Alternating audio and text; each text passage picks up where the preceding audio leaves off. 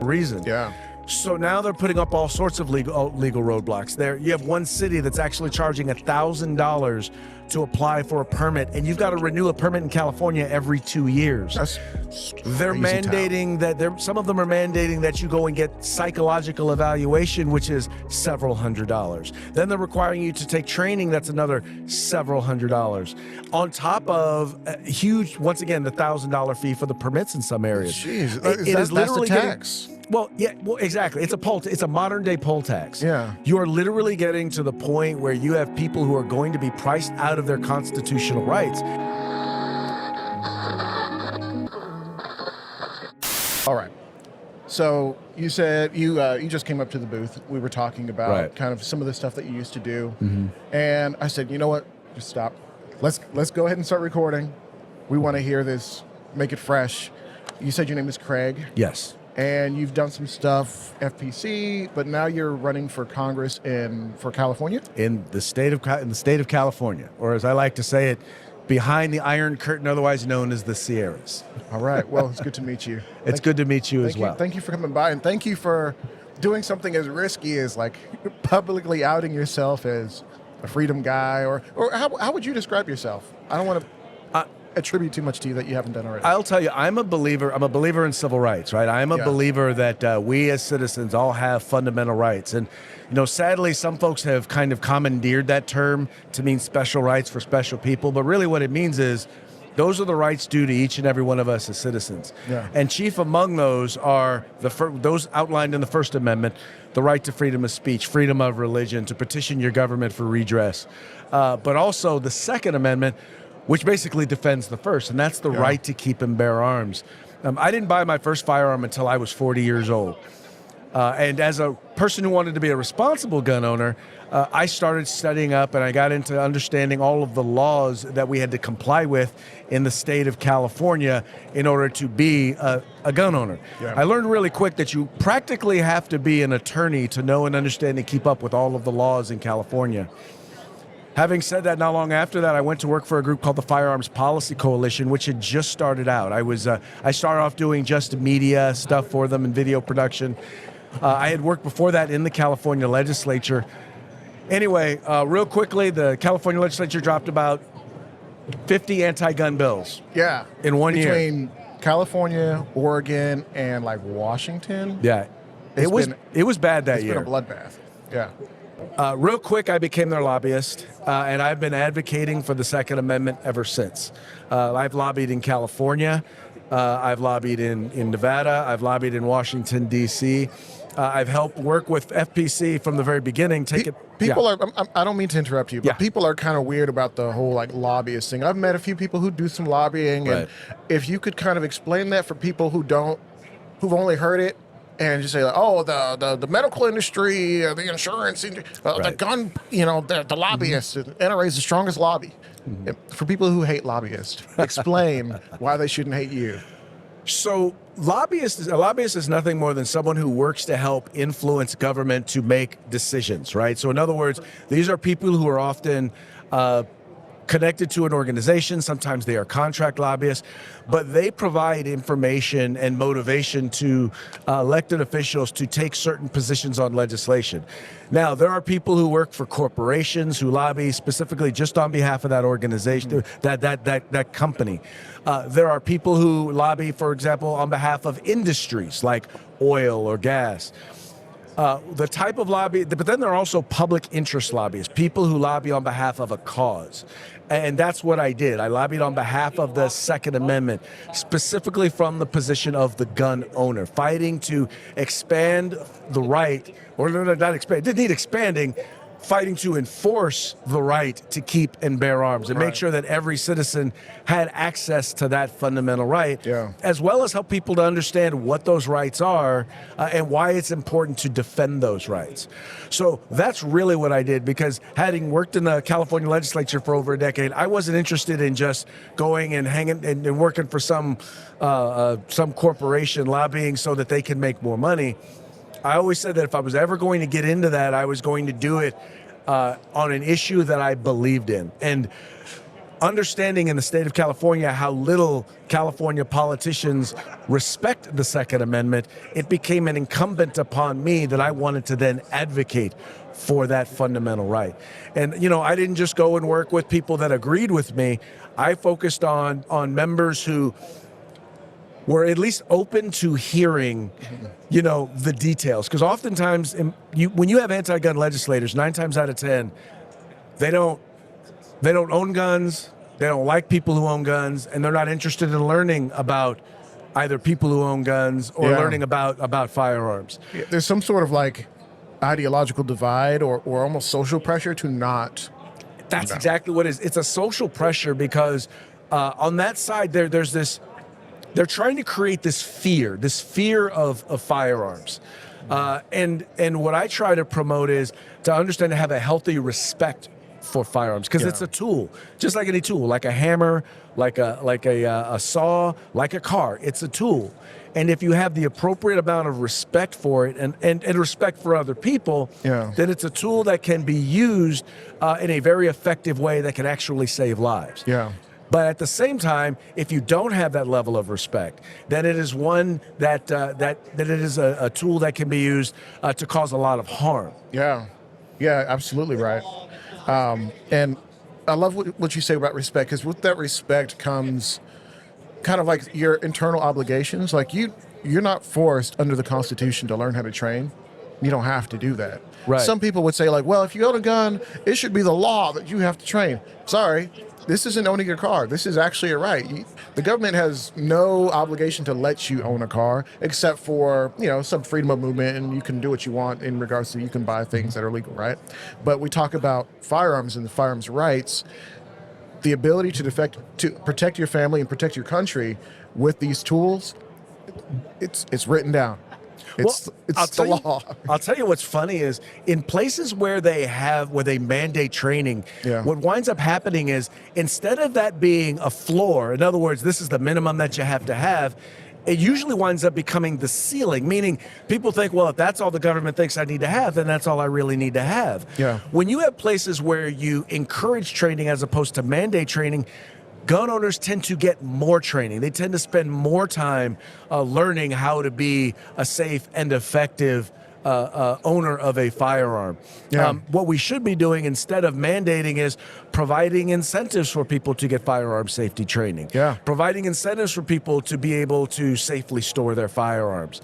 If you provide the carrot rather than the stick, the people who are responsible are going to be responsible. Because here's the deal. Yeah. People who choose to be irresponsible, they're going to be irresponsible no matter what you do. You don't have to tell them to do that. That's what they do. They wake up and the first choice they make is irresponsible. And I love what you said with that, because when I'm at my church, people kind of know me as like the gun guy, and I don't like that, because I'm like, I just want to be, and people are like, hey you, I heard you know about guns. I want to buy a gun, but I don't have my permit yet. But can you take me to the range, because I want to get some training before I even buy the gun. I'm like, well, this is Texas, constitutional carry. You actually could buy the gun and carry it without anything. You don't even need a permit. We have permits, but you don't need it. And they're like, well, I want to do it the right way. And I agree with them. It's the right way. Yeah. It doesn't have to be the legally mandated way. Right. Because what if I was from out of state at one point. I lived in Virginia. I had a lot of personal training that I did. I got my permits there. But when I moved, because of one reason or another, it took me a little while before, and Texas takes like 2 months to give you your permit, right? It took me, and this is before constitutional carry. It took me a little while to actually get the training class done, go pay my additional like $75 for the class, and then pay my additional $50 for the permit. And it felt like there was one roadblock after another. I'm about to be a new dad. I have this, I have that. I need to buy a new car. And just life got in the way of my freedom. Would you believe it? Well, I will tell you right now, in the state of California, post-Bruin, a lot of Californians are starting to experience that, because municipalities that in the past just did not issue carry permits are now required. They cannot just turn them down for no reason. Yeah. So now they're putting up all sorts of legal roadblocks. You have one city that's actually charging $1,000 to apply for a permit, and you've got to renew a permit in California every 2 years. That's They're mandating that some of them are mandating that you go and get psychological evaluation, which is several $100s. Then they're requiring you to take training. That's another several $100s. On top of huge, once again, the $1,000 fee for the permits in some areas. Jeez, That's the tax. Well, yeah, well, exactly. It's a modern day poll tax. Yeah. You are literally getting to the point where you have people who are going to be priced out of their constitutional rights. And what you're going to wind up have happening is you're going to have two types of people who carry. You're going to have those who go through the legal process, who are oftentimes going to be either quite wealthy or who are going to save up their pennies and be like, okay, I'm going to try and find a way to make this work at the expense of other things. Right. And you're going to have people who are simply going to say, you know what, I would rather be judged by 12 than carried by 6, Right. and I'm just going to carry no matter what. Right. And it's most of those people aren't hardened criminals. No, they're not. They're not. And that's how oftentimes when it comes to the Second Amendment and Second Amendment issues, you literally have governments that are turning otherwise law-abiding Right. citizens into criminals. I mean, we remember like the SB Tactical pistol brace situation where the ATF reclassified it pretty much overnight and then had to declassify it because, great organizations like FPC, like GOA and others were like, hey, we got to fight this. Well, and I'll tell you, that is an example of something that is helping understand that, the Second Amendment is just it's the camel's nose under the tent when it comes to issues that many people in government, where people are willing to usurp their power within government in order to take away our fundamental rights. Yeah. In places like California, you come to find out that if you are a supporter of the Second Amendment, not only are your Second Amendment rights suspect, but your right to due process. In many cases in firearms law, you're presumed guilty until proven innocent. Yeah. You can lose your fundamental right to keep and bear arms without any sort of due process. We call them red flag laws. I actually have a friend he's in the security field. He has a psychological evaluation that he has to do to keep his license. And yet, because of a dispute between him and his ex-wife, and it's gotten pretty sad just because of how it is, but his wife just let me make sure I got this right. There were 2 court dates. One was not presented to him properly. And on that one date that he wasn't there for, his wife said, oh, and by the way, this guy threatened to kill me at some point. No evidence is required. But just because of that, they're like, well, you know what? His profession is now gone. He can no longer do his job, which involves carrying a gun. Now, here's the other side of that. If you can prove to me that he did something like that or has been known to do stuff like that, y'all can have that conversation and take it as far as you need to go. Well, not just prove it, but you should be able to face your accuser. That's part of due process. Due process. Right. I always say, process because what they try to say with red flag laws is, well, we're going to take your rights, we're going to take your guns, and then you can come back in court and you can plead your case. No. If you take my rights and my property before I've had my day in court, that's not due process. It may be a process, but it's not due process. But that's not just happening. I mean, when you look at what they did, for example, with pistol braces, right? Yeah. What they did with bump stocks, those are examples of the executive deciding that they are going to change the law. In other words, they're going to redefine something that's defined in statute that was passed by Congress, signed by the President of the United States. They're going to redefine it. Well, that doesn't happen in the executive branch of government. That's not where that's supposed to happen. That's Congress. Right? That's Congress's job, and then the executive can sign it into law. Well, once again, we have the executive branch, and we have sadly it's not just a Republican thing. It's a Republican and a Democrat thing. They've both done it, but where they're over usurping their authority, and they're violating the separation of powers in order to do something that they should not be able to do. I want to stand up for number one. I'm number one believer in rights. I believe our fundamental rights protect us. I believe that we need to be working, the legislative branch needs to step up and be doing its job. Instead of worrying about what your TikTok followers or who's on your Twitter feed, why don't you spend some time doing this thing called legislating, right? Passing laws. And for those of you who don't like the idea of government passing laws and say we just need less laws, if you want to undo the laws that are in place, guess what you have to do? You got to pass a law. All right. Right? You got to vote on that, right? Exactly. You got to vote on that. It's got to be signed by the President of the United States. But we need to start taking power back from government and putting it in the hands of the people. I mean, people ask for, hey, abolish the NFA, take short barrel rifles out of that. And I'm all for that. Can we please do that? But we need guys like you, in there doing the thing so we can kind of reduce some of these ridiculous laws and maybe get rid of all of them if we could. But well, and where I think I can make a difference is, I believe in Congress we do have a number of supporters of the Second Amendment, people who will fight for the Second Amendment.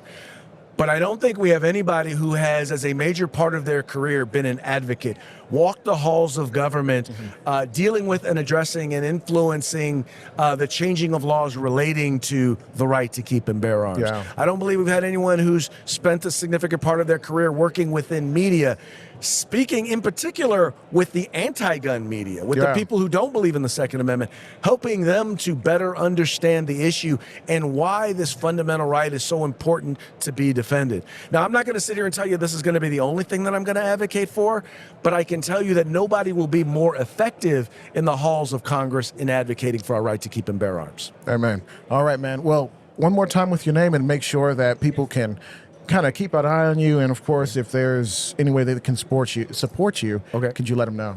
Well, my name is Craig DeLuz. You can find me at CraigDeluz.com. That's CraigDeluz.com.